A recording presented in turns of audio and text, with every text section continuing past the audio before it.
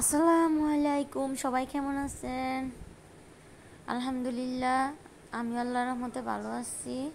আর এখন আমি রান্না করব। রান্নার জন্য চুলার পাড়ে চলে আসছি। আর সবার আগে চুলাটা জ্বালিয়ে দিয়েছি। আর এখন আমি কড়াইটা বসিয়ে রান্নাটা শুরু করব। আমার ভিডিওর শুরু থেকে শেষ পর্যন্ত সবাই থাকবেন কি রান্না করব সেটা দেখার জন্য।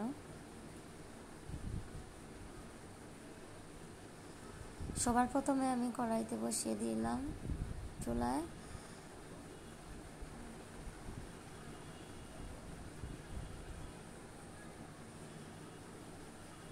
দিয়ে দিছি তেল। তেলটা গরম হয়ে আসলে দিয়ে দেব বেগুন।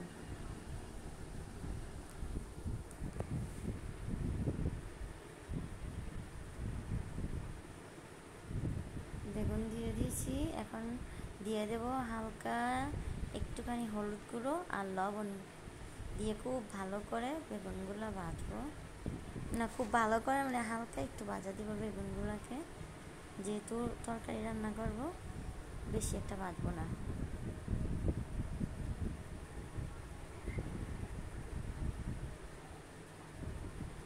ভাই, আমি অনেক কষ্টে বয়স দিচ্ছি, কেউ আমার ভুল ধরেন না, সবাই আমাকে একটু সাপোর্ট করবেন প্লিজ প্লিজ, সবাই আমাকে একটু সাপোর্ট করবেন, আমি যেন উৎসাহ পাই আরও সামনের দিকে এগিয়ে যেতে পারি।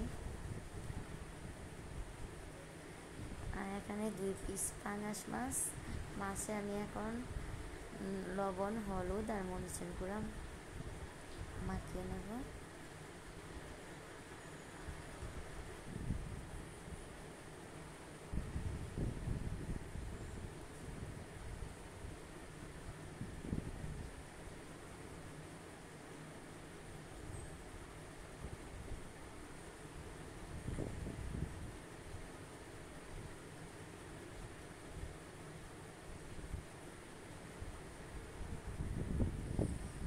বেগুনগুলো ভাজা হয়েছে তাই তুলে নিয়েছি। আর এখন আমি পাঙাশ মাছের পিসগুলো ভেজে নেব।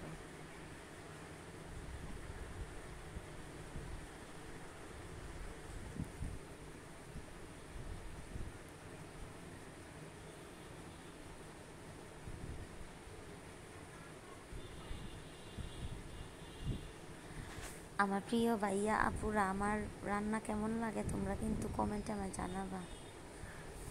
আর তোমরা যদি কমেন্ট করো তাহলে আমার ভিডিও করার উৎসাহটা আরেকটু বেড়ে যাবে। আর এখানে আমার পাঙাশ মাছের একটা পিঠ হয়ে গেছে। কথা বলতে বলতে পাঙাশ মাছটা খুব সুন্দর করে ভাজা হয়ে গেছে।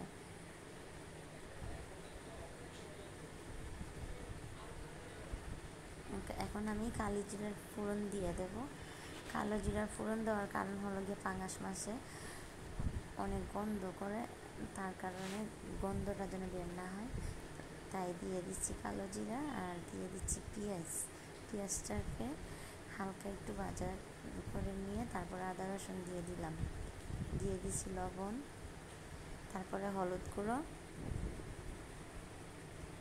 ধনিয়া গুঁড়ো, তারপর বেটে রাখা মরিচ দিয়ে দিচ্ছি।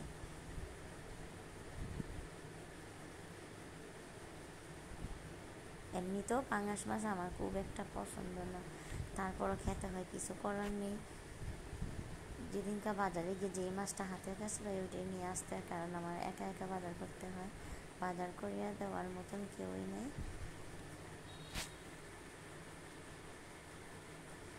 মশলাটা খুব ভালো করে কষে যাওয়ার পরে পাঙাশ মাছের ফুলগুলা দিয়ে দেব।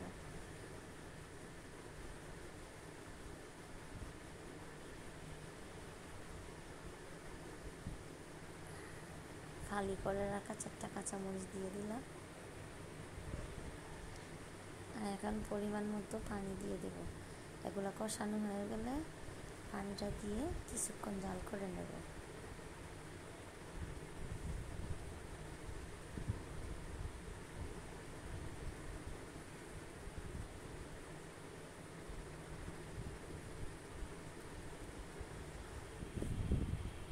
দেখেন তরকারির ঝোলটা একটুখানি বড় করছে। এখন আমি এখানে দিয়ে দিব ভেজে রাখা বেগুন আর পাঙাশ মাছ।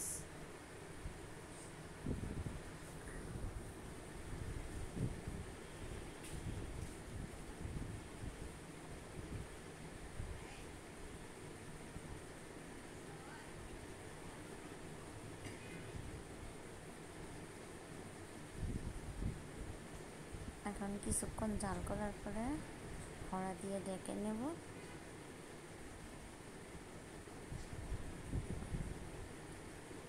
ঢাকনাটা তুলে দেখুন আমার তরকারিটার কালারটা কি সুন্দর হয়েছে। এখন আমি তরকারিতে ধনিয়া পাতা অ্যাড করব।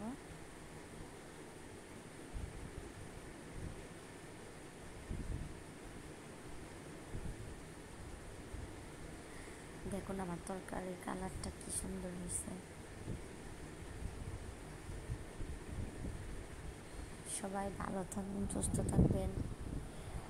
খোদা হাফেজ।